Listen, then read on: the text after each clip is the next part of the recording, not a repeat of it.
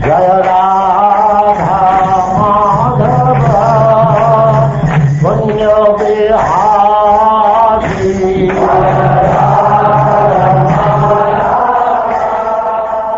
And now chapter 29. Krishna and the gopis meet for the Ras dance.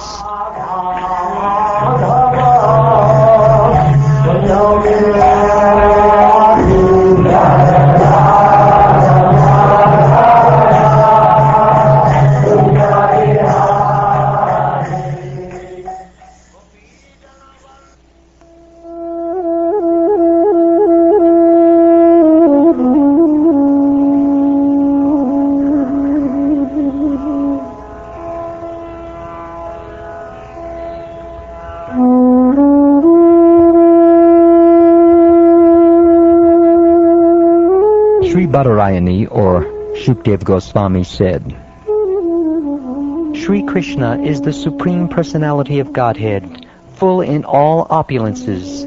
Yet upon seeing those autumn nights scented with blossoming jasmine flowers, he turned his mind toward loving affairs. To fulfill his purposes, he employed his internal potency. The moon then rose, anointing the face of the western horizon with the reddish hue of his comforting rays, and thus dispelling the pain of all who watched him rise. The moon was like a beloved husband who returns after a long absence and adorns the face of his beloved wife with red kumkum. Lord Krishna saw the unbroken disk of the full moon glowing with the red effulgence of newly applied vermilion, as if it were the face of the goddess of fortune. He also saw the Kumuda lotuses opening in response to the moon's presence, and the forest gently illumined by its rays. Thus the Lord began to play sweetly on his flute, attracting the minds of the beautiful-eyed gopis.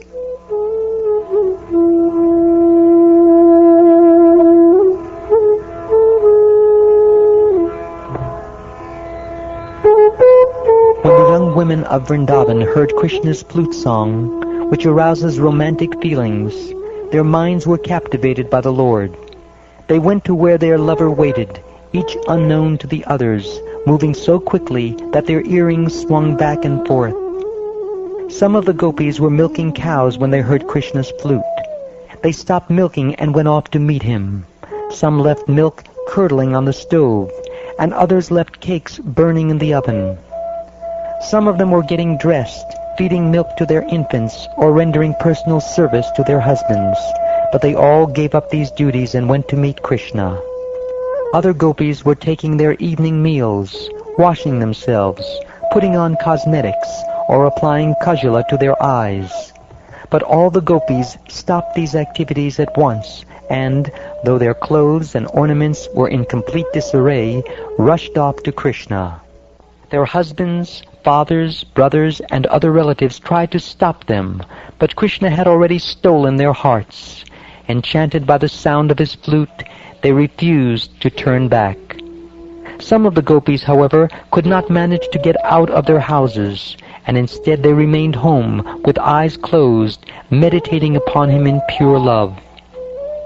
For those gopis who could not go to see Krishna, intolerable separation from their beloved caused an intense agony that burned away all impious karma. By meditating upon him, they realized his embrace, and the ecstasy they then felt exhausted their material piety. Although Lord Krishna is the Supreme Soul, these girls simply thought of him as their male lover and associated with him in that intimate mood. Thus their karmic bondage was nullified, and they abandoned their gross material bodies.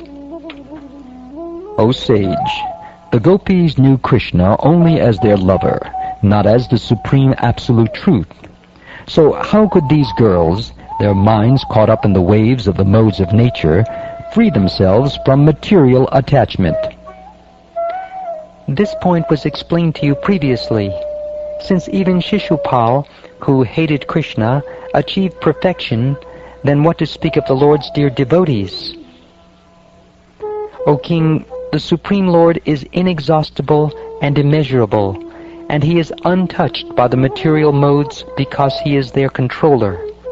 His personal appearance in this world is meant for bestowing the highest benefit on humanity. Persons who constantly direct their lust, anger, fear, protective affection, feeling of impersonal oneness or friendship toward Lord Hari are sure to become absorbed in thought of him. You should not be so astonished by Krishna, the unborn master of all masters of mystic power, the Supreme Personality of Godhead. After all, it is the Lord who liberates this world. Seeing that the girls of Vraja had arrived, Lord Krishna, the best of speakers, greeted them with charming words that bewildered their minds.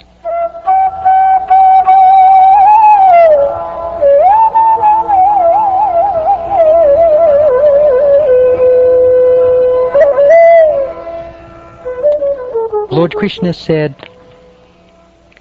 "O most fortunate ladies, welcome. What may I do to please you? Is everything well in Vraja? Please tell me the reason for your coming here.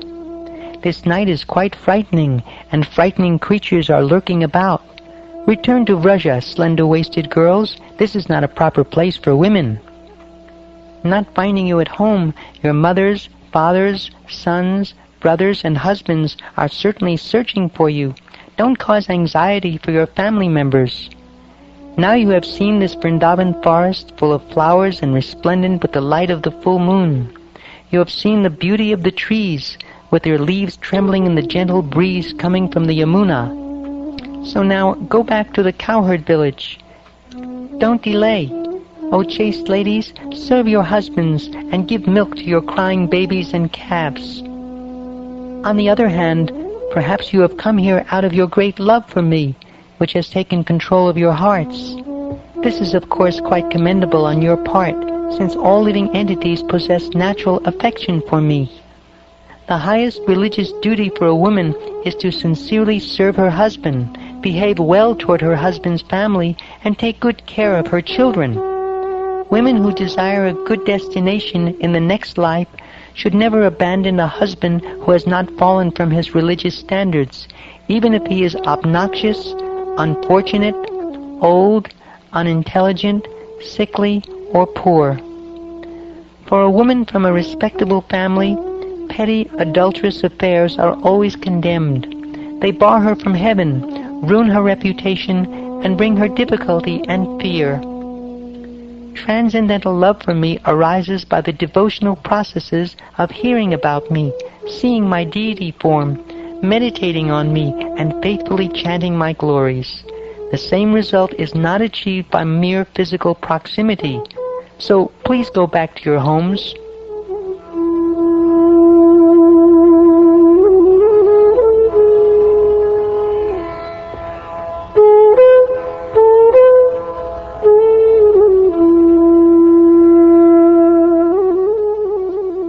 Hearing these unpleasant words spoken by Govinda, the gopis became morose. Their great hopes were frustrated, and they felt insurmountable anxiety. Their heads hanging down and their heavy, sorrowful breathing drying up their reddened lips, the gopis scratched the ground with their toes. Tears flowed from their eyes, carrying their kajala and washing away the vermilion smeared on their breasts. Thus they stood, silently bearing the burden of their unhappiness. Although Krishna was their beloved, and although they had abandoned all other objects of desire for his sake, he had been speaking to them unfavorably. Nonetheless, they remained unflinching in their attachment to him. Stopping their crying, they wiped their eyes and began to speak, their voices stammering with agitation. The beautiful gopis said, "All-powerful one, you should not speak in this cruel way. Do not reject us, who have renounced all material enjoyment to render devotional service to your lotus feet.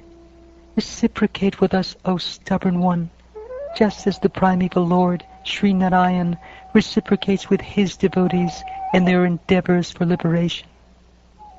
Our dear Krishna, as an expert in religion, you have advised us that the proper religious duty for women is to faithfully serve their husbands, children, and other relatives. We agree that this principle is valid, but actually this service should be rendered to you. After all, O Lord, you are the dearmost friend of all embodied souls. You are their most intimate relative, and indeed their very self. Expert transcendentalists always direct their affection toward you because they recognize you as their true self and eternal beloved. What use do we have for these husbands, children, and relatives of ours who simply give us trouble? Therefore, O Supreme Controller, grant us your mercy. O Lotus-eyed One, please do not cut down our long-cherished hope to have your association. Until today, our minds were absorbed in household affairs, but you easily stole both our minds and our hands away from our housework. Now our feet won't move one step from your lotus feet. How can we go back to Vraja? What would we do there? Dear Krishna, please pour the nectar of your lips upon the fire within our hearts, a fire you ignited with your smiling glances and the sweet song of your flute. If you do not, we will consign our bodies to the fire of separation from you, O friend, and thus, like yogis, attain the abode of your lotus feet by meditation. O Lotus-eyed One, the goddess of fortune considers it a festive occasion whenever she touches the soles of your lotus feet, who are very dear to the residents of the forest, and therefore we will also touch those lotus feet. From that time on, we will be unable to even stand in the presence of any other man, for we will have been fully satisfied by you. Goddess Lakshmi, whose glance is sought after by the demigods with great endeavor, has achieved the unique position of always remaining on the chest of her lord, Narayan. Still, she desires the dust of his lotus feet, even though she has to share that dust with Tulsi Devi, and indeed with the Lord's many other servants. Similarly, we have approached the dust of your lotus feet for shelter. Therefore, O vanquisher of all distress, please show us mercy. To approach your lotus feet, we abandon our families and homes, and we have no desire other than to serve you. Our hearts are burning with intense desires generated by your beautiful smiling glances. O jewel among men, please make us your maidservants. Seeing your face encircled by curling locks of hair, your cheeks beautified by earrings, your lips full of nectar, and your smiling glance, and also seeing your two imposing arms, which take away our fear, and your chest, which is the only source of pleasure for the goddess of fortune, we must become your maidservants. Dear Krishna, what woman in all the three worlds wouldn't deviate from religious behavior when bewildered by the sweet, drawn-out melody of your flute? Your beauty makes all three worlds auspicious. Indeed, even the cows, birds, trees, and deer manifest the ecstatic symptom of bodily hair standing on end when they see your beautiful form. Clearly, you have taken birth in this world to relieve the fear and distress of the people of Vraja, just as the Supreme Personality of Godhead, the primeval Lord, protects the domain of the demigods. Therefore, O friend of the distressed, kindly place your lotus hand on your maidservants' heads and burning breasts.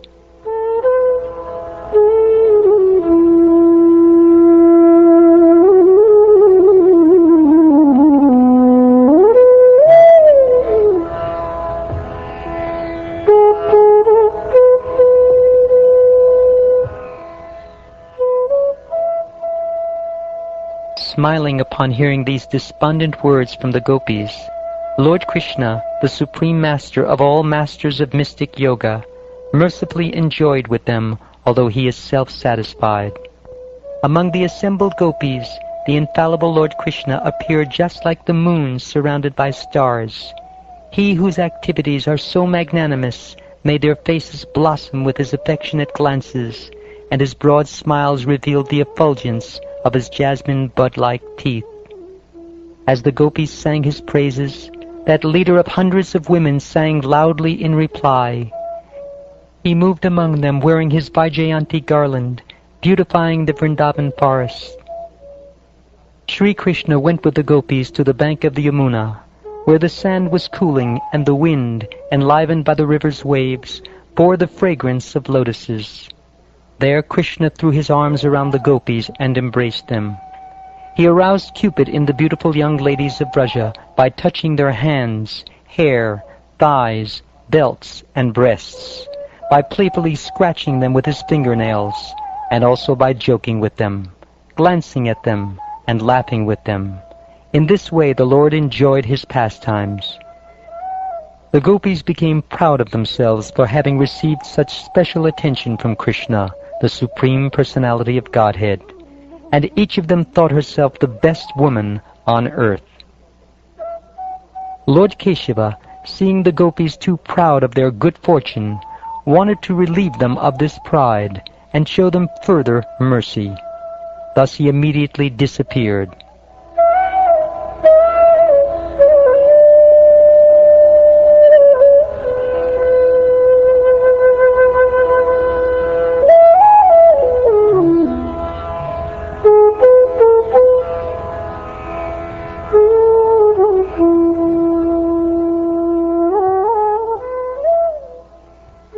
Thus ends the 29th chapter of the 10th canto of the Srimad Bhagavatam, entitled Krishna and the Gopis Meet for the Ras Dance.